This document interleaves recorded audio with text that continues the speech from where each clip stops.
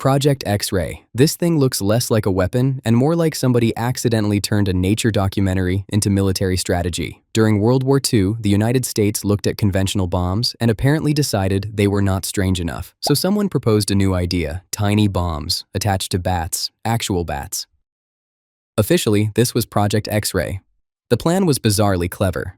Thousands of bats would be loaded into bomb casings, dropped over enemy cities, released mid-air, then allowed to fly into buildings before their tiny incendiary devices activated. The theory was that bats naturally hide inside roofs and attics, creating thousands of small fires at once.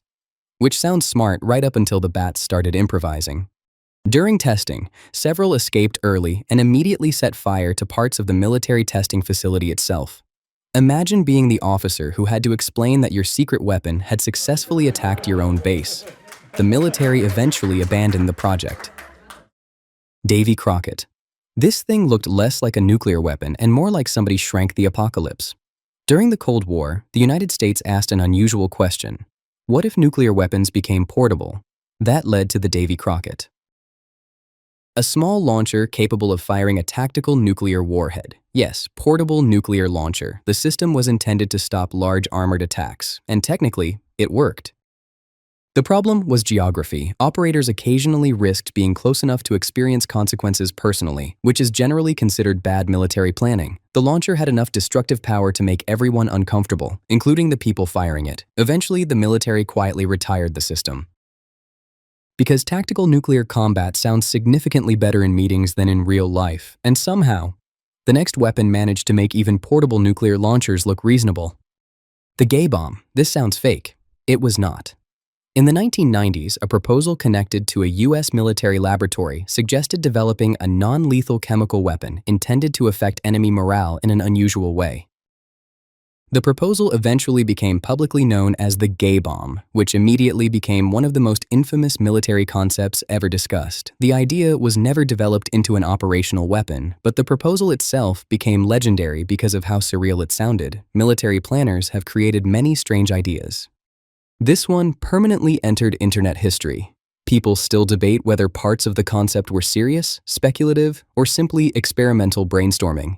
But the fact that official paperwork existed at all is enough, because once your military proposal starts sounding like rejected movie dialogue, you may have crossed a line. Wind cannon. This might secretly be the most cartoon villain weapon ever attempted. During World War II, Germany experimented with something called the wind cannon, which translates to wind cannon. The concept looked ridiculous. A giant tube mounted on a base designed to fire compressed air shock waves into enemy aircraft. No bullets, no missiles, just aggressively thrown air. Engineers hoped the blast would destabilize planes and knock them out of the sky.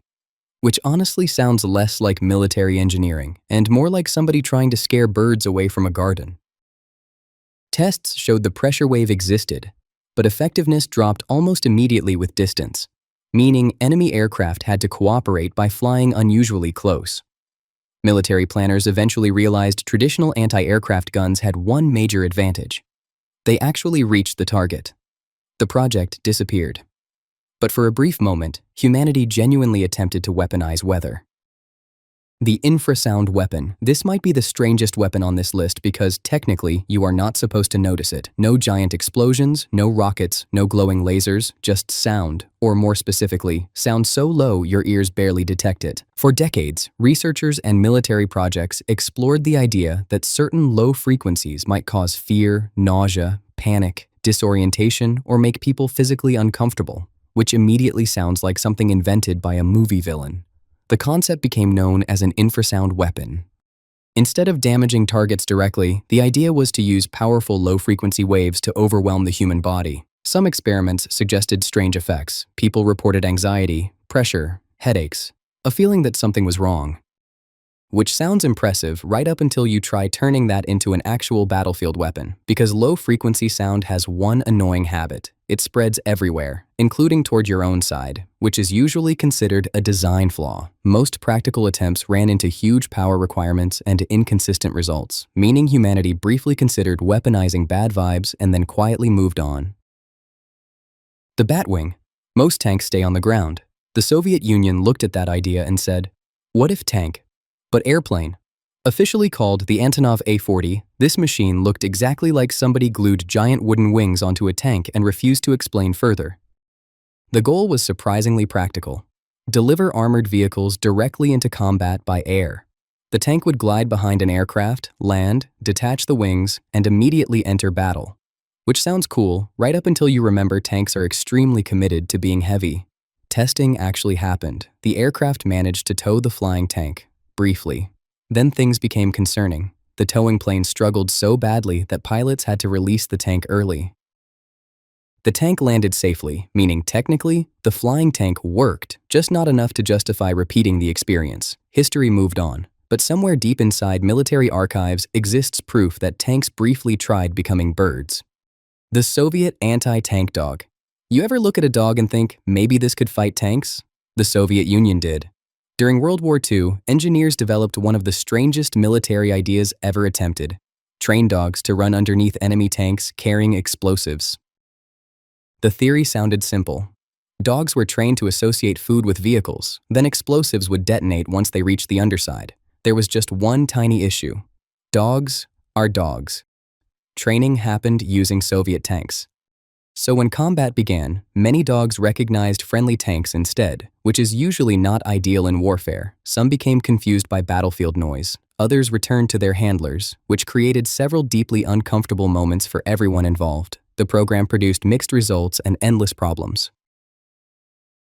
Eventually, the military moved away from the concept because it turns out dogs are excellent companions, less excellent guided missiles. Tsar tank. Most tanks try to stay low. Russia decided height was confidence. Built during World War I, the Tsar tank looked impossible. 2 enormous front wheels, tiny rear wheel, cannons. The entire machine looked like a bicycle designed by somebody who misunderstood war. Engineers believed huge wheels would roll over trenches effortlessly, and technically, they did. Until the rear section touched soft ground. Then the entire machine immediately became trapped. Imagine building a mobile fortress and discovering mud is stronger. Tests ended, recovery attempts failed. Eventually, everyone gave up. The giant machine sat abandoned, which means one of history's largest combat vehicles was defeated by dirt. Metal Storm. This thing looked less like a gun and more like somebody asked, what if all the bullets left at once? Developed in Australia, Metal Storm completely abandoned normal firing systems. Instead of magazines and moving parts, projectiles were stacked directly inside barrels, electronically fired, one after another, extremely fast. And when I say fast, I mean absurdly fast. Demonstrations suggested firing rates measured in hundreds of thousands of rounds per minute, which stops sounding like a gun and starts sounding like weather. Videos of the system looked unreal. Entire volleys disappeared instantly. Engineers imagined defensive walls of bullets. Being unbelievably fast turns out to be less useful than expected if everything else becomes complicated and expensive.